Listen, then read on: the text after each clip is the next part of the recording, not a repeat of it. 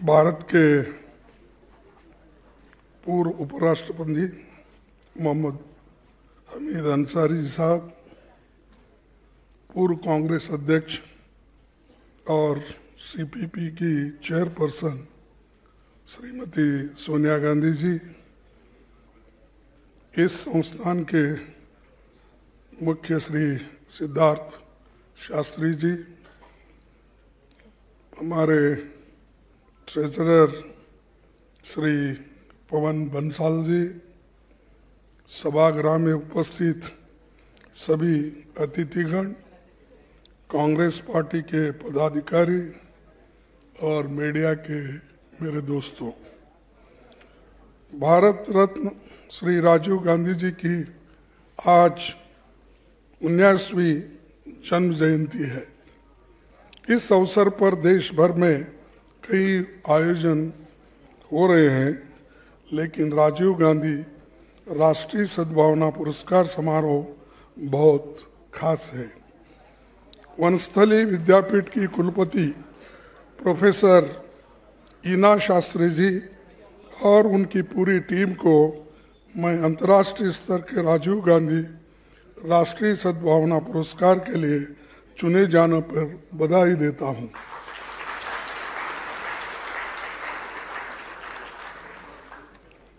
कौमी एकता, शांति और सौहार्द के क्षेत्र में अनूठे योगदान के कारण वनस्थली को पुरस्कार के लिए चुना गया है। राजीव गांधी जी सद्भावना, विश्व शांति, कौमी एकता, महिलाओं और कमजोर तबकों के सशक्तिकरण को अपने विचारों में सबसे अधिक महत्व देते हैं। प्रधानमंत्री के रूप में शानदार कामकाज से उन्होंने दुनिया के शीर्ष नेताओं में से अपनी जगह बनाई। आजकल अलग अलग विचारधारा के लोग राजीव जी की उपलब्धियों को नज़रअंदाज करने की कोशिश करते हैं। भगवान बुद्ध कहते थे कि 3 चीज़ें लंबे समय तक छिप नहीं सकती, वो सूरज, चंद्रमा और सत्य।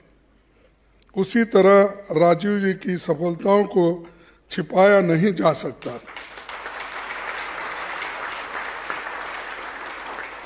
राजीव जी के पक्ष में देश के संसदीय इतिहास में अब तक का सबसे भारी बहुमत मिला था। 1984 में लोकसभा में कांग्रेस 401 सीटें जीती थी,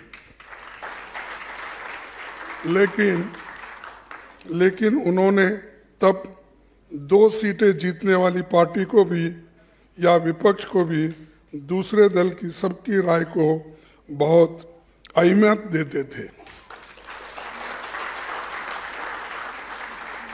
राजीव जी ने समाज के सभी वर्गों के कल्याण के ध्यान में रखते हुए अपने शासनकाल में 11 महत्वपूर्ण नीतियां बनाई।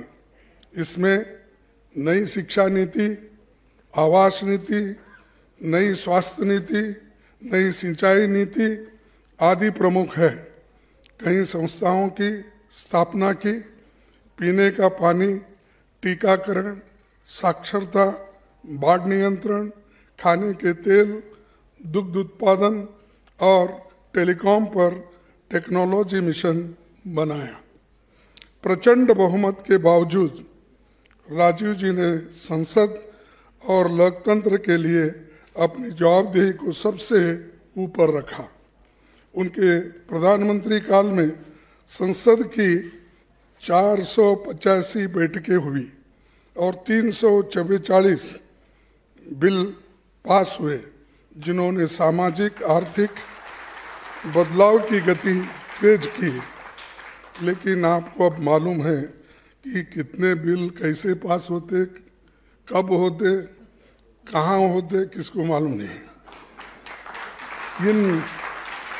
इन बिल्स पर दोनों हाउस में पूरी चर्चा हुई, सर्वसम्मति बनाते थे।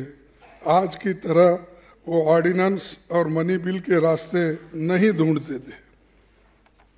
राजनीति में सिद्धांतहीनता और अनैतिकता रोकने के लिए राजीव जी ने anti defection law 52nd amendment 1985 बनाया, जो लोकतांत्रिक तरीके से इलेक्टेड सरकार को धनबल और बाहुबल से गिराने से रोकने में बहुत कारगर था।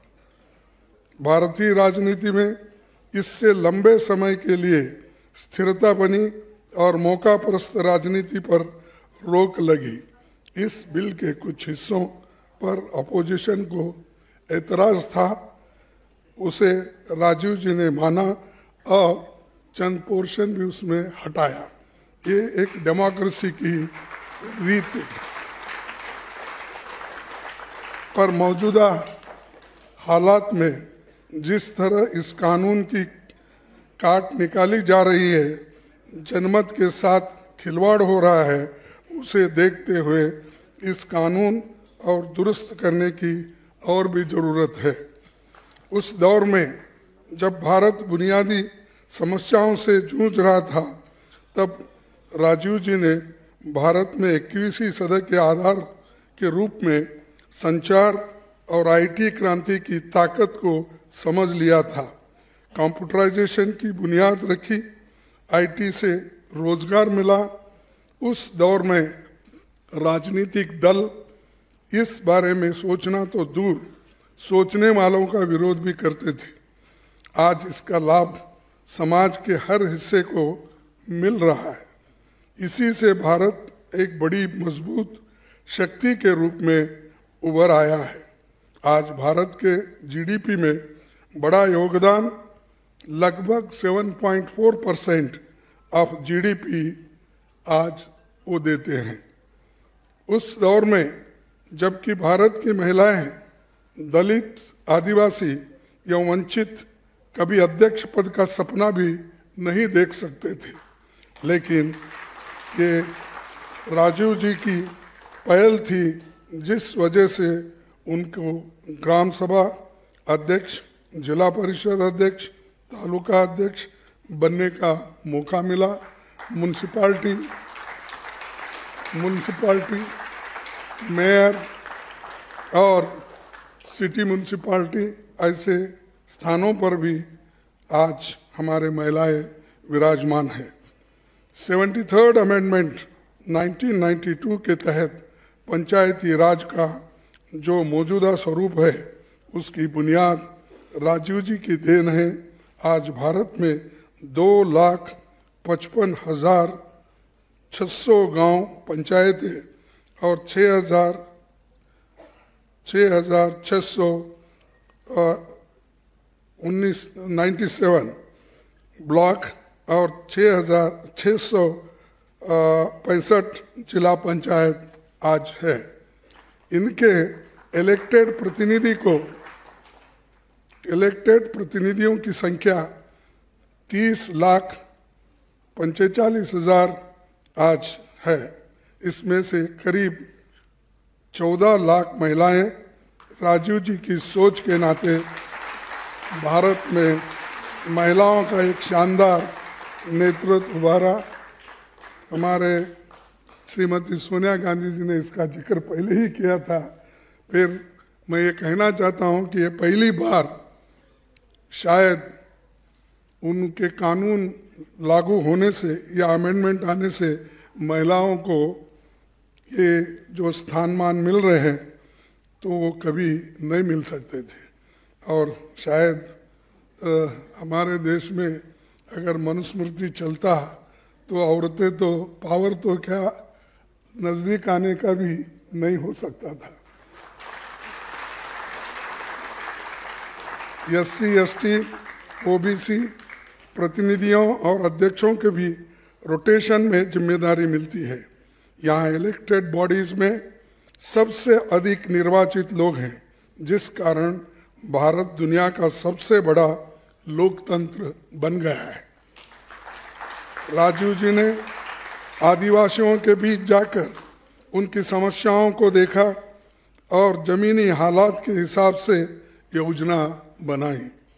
राजीव जी के प्रधानमंत्री काल में कई राज्यों में आतंकवाद, उग्रवाद, गंभीर चुनौती था। संवाद और राजनीतिक प्रयासों से उन्होंने आसाम, पंजाब, मिजोरम और दार्जिलिंग में शांति बहाली के लिए जो समझौते किए उनका असर हुआ। अमन चैन लौटा, अरुणाचल प्रदेश और गोवा राज्य बना। वे हर तरह की सांप्रदायिकता के खिलाफ थे। 1990 में आंध्र प्रदेश में दंगों को लेकर उन्होंने अपने मुख्यमंत्री से नैतिक जिम्मेदारी के आधार पर इस्तीफा देने के लिए कहा, लेकिन आज मणिपुर में दंगे हो रहे हैं, कोई राजीनामा भी नहीं देता और कोई निकालता भी नहीं। राजीव जी ने यूनिवर्सल टीकाकरण कार्यक्रम की शुरुआत 1985 में कराई थी। आजकल कुछ लोग ऐसा प्रचार करते हैं जैसे टीका लगाने का काम अभी आरंभ हुआ है।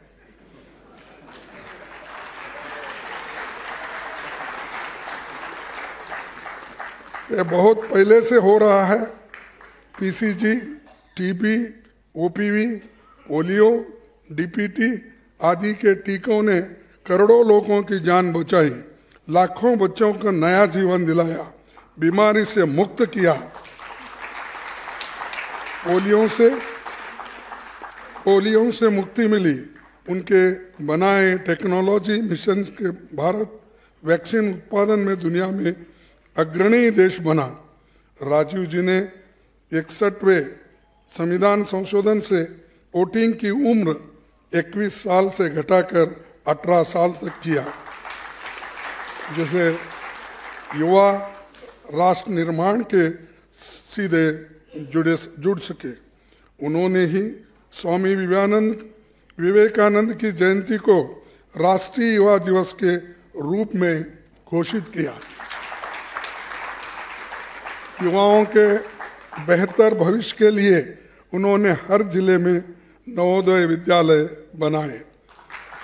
केंद्रीय विद्यालयों का भी मजबूत ढांचा खड़ा किया।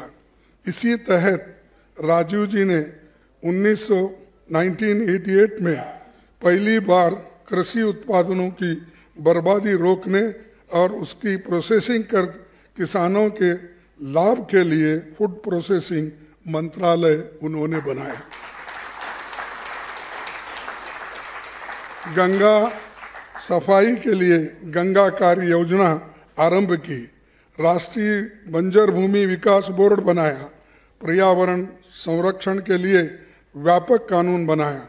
इनको आज कमजोर किया जा रहा है दिन पे दिन। अपनी आधुनिक और दूरदर्शी सोच के कारण राजीव जी तीसरी दुनिया के देशों के नायक बने थे। गुटनिरपेक्ष आंदोलन को उन्होंने मजबूती दी।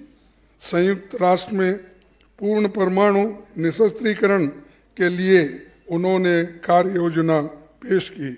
दुनिया के किसी भी हिस्सों में दमन के खिलाफ वो खड़े हुए थे। राष्ट्रमंडल देशों के अध्यक्षों की बैठक में दक्षिण अफ्रीका के लोगों के लिए मानव अधिकारों की बहाली की आवाज उन्होंने बुलंद की। बिना प्रचार के तमाम देशों को मानवीय सहायता दी। राजीव जी का जो विजन था उसे पूरा करने के लिए उनको बहुत कम समय मिला, पर सीमित समय में भी उन्होंने जितनी लंबी लकीर खींच दी है वहां तक कोई अब तक पहुंच नहीं पाया। इसी लोकतांत्रिक और नौकरशाही के ढांचे में सुधार के साथ कितना बड़ा और पॉजिटिव बदलाव किया जा सकता है, राजीव जी इसके सबसे बेहतरीन एग्जाम्पल है।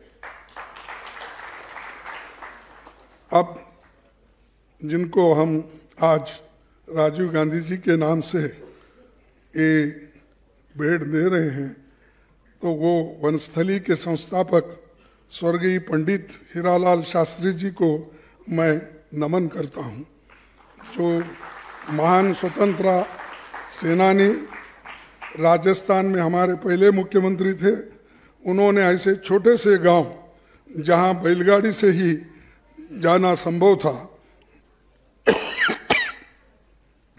वहां से 1935 में ये छात्रों के लिए ये संस्था शुरू की, जिसे आज दुनिया जानती है।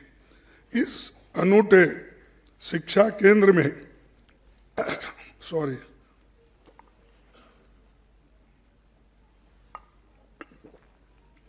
इस अनूठे शिक्षा केंद्र में बालिकाओं को नर्सरी से पीजी तक केवल पठन पाठन नहीं होता, बल्कि वैज्ञानिक मूल्यों के साथ परंपराओं संस्कारों की शिक्षा भी दी जाती है। ये भी सिखाया जाता है कि देश और समाज के प्रति उनकी क्या जिम्मेदारी है। वनस्थली परिसर में डेमोक्रेटिक वैल्यूज, मानवीय मूल्यों, राष्ट्रीय एकता और अखंडता की शिक्षा दी जाती है। बालिकाओं ने मन में अंतर्राष्ट्रीय सद्भावना के बीज बोए जाते हैं। जो बालिकाएं इस परिसर में से निकलती है, विभिन्न क्षेत्रों में यहाँ से निकली छात्राएं रोशनी बिखेर देती है। मैं यहाँ संस्थान से उपस्थित सभी छात्रों, फैकल्टी और ऑफिस बेयरर्स को शुभकामनाएं देता हूँ। आप सबने मेरी बात सुनी शांति के साथ, इसलिए मैं आप सभी को भी धन्यवाद देता हूँ। जय हिंद, जय भारत।